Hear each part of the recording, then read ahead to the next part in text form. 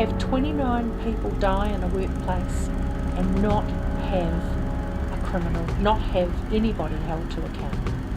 How can that happen in a country like ours?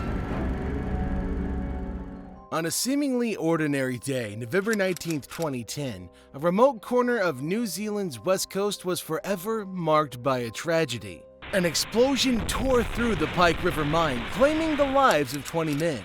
Tragically, their bodies still rest within the mine's depths because no one had the courage to descend into the terrifying mine after its collapse. There is no doubt that this is one of the biggest and most inexplicable disasters that has ever occurred.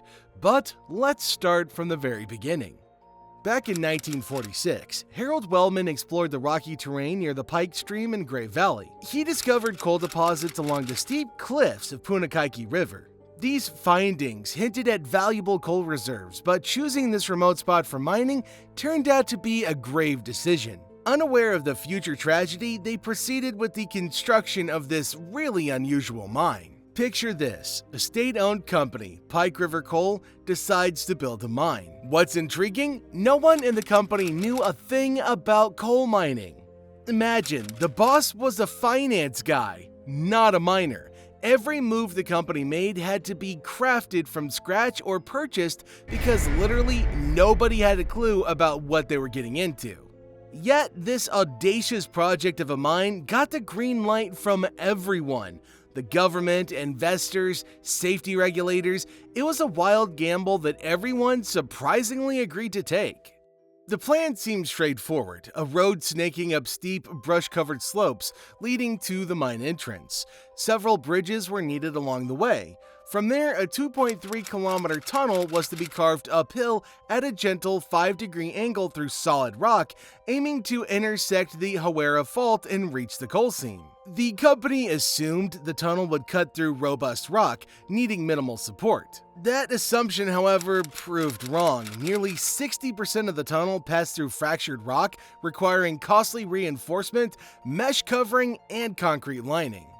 In reality, delays and cost overruns plagued almost every stage of construction. Most issues stem from the company's failure to conduct proper geological and geotechnical surveys before starting work.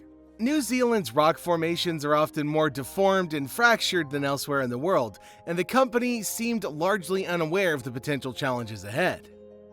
The crux of any mine lies in its ventilation, and that's where the real trouble began at Pike River. Ventilation systems are meant to extract methane-rich gases and pull in fresh air along the tunnels, enabling work underground. Without it, mining simply can't happen.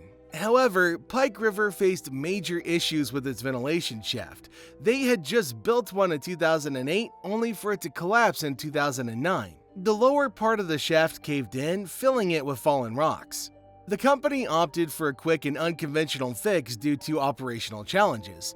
They decided to move the fan underground, placing it at the bottom of the shaft. This move was far from standard practice. It exposed the ventilation systems to power failure, fires, or even explosions. Despite ventilation being crucial for safe mining, Pike River lacked a dedicated ventilation specialist or an experienced construction team, making the situation even riskier.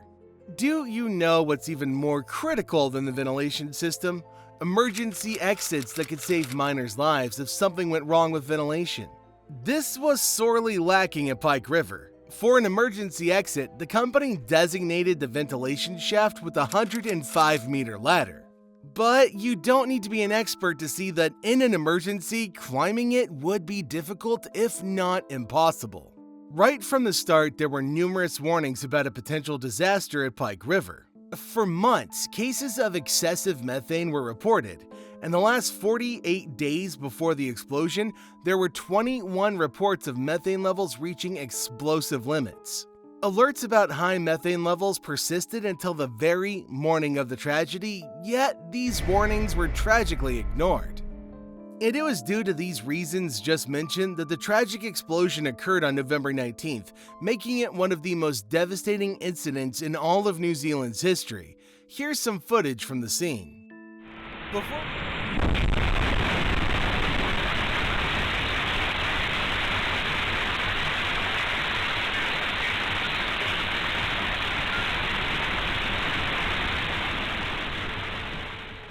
Before we get a closer look at the details of how this accident happened and all the controversy surrounding the explosion, we'd like to remind you to hit the like button and subscribe to our channel. Thank you for tuning in. Now, let's get back to our topic. On Friday, November 19th in the afternoon, men employed at the Pike River mine were underground, alongside workers from 5 different contracting firms.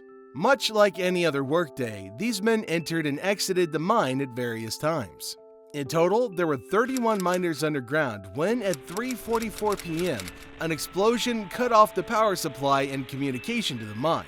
Earlier, we mentioned the tragic loss of 29 miners in the mine.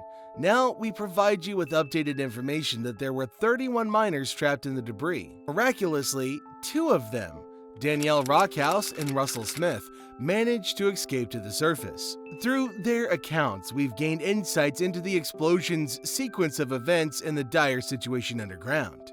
Daniel Rockhouse was filling a loader in the tunnel when the explosion knocked him off his feet. When Rockhouse came to in the smoky atmosphere, he blindly navigated the tunnel in darkness. After about 300 meters, he found Russell Smith on the ground, and together they made their way to the mine entrance, while the rest of the miners remained trapped in the underground tunnels. For the next 3 days, there was confusion about the possibility of re-entering the mine. Just when rescuers were ready to descend and save the remaining miners, secondary explosions occurred. While there was a glimmer of hope after the initial collapse for rescuing the trapped miners, the second and third explosions shattered any remaining optimism among families and rescuers. Now, we present you with footage from the subsequent explosions, which were significantly more powerful than the first one.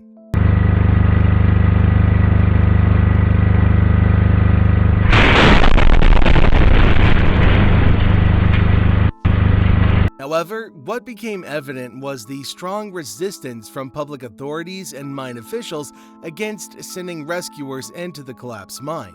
They continually argued that the underground conditions were severely compromised, making it too hazardous for rescuers to enter. As the saying goes, the best rescuer is a live one, so risking their lives for the likely deceased miners was deemed unacceptable. This stance persisted for years, and until recently, no bodies were recovered from the site. Families noticed an alarming trend. Authorities seemed to be disposing of evidence. Trucks were observed pouring concrete into the mine's interior, burying crucial evidence in any chance of uncovering the truth about what happened. This raised questions. Did the authorities have something to hide regarding this tragedy, prompting such controversial actions? Many believe so, especially after footage from inside the mine, captured by a camera-equipped robot, surfaced online. In the video, underground tunnels appear relatively intact, showing no signs of severe damage. Experts, upon analyzing the footage, have stated that there seems to be no impediments to descending and attempting a rescue, David Creedy, an expert in the field, stated. The video clearly confirms the absence of fire damage. The stability of the mine at that location also does not appear to have been compromised.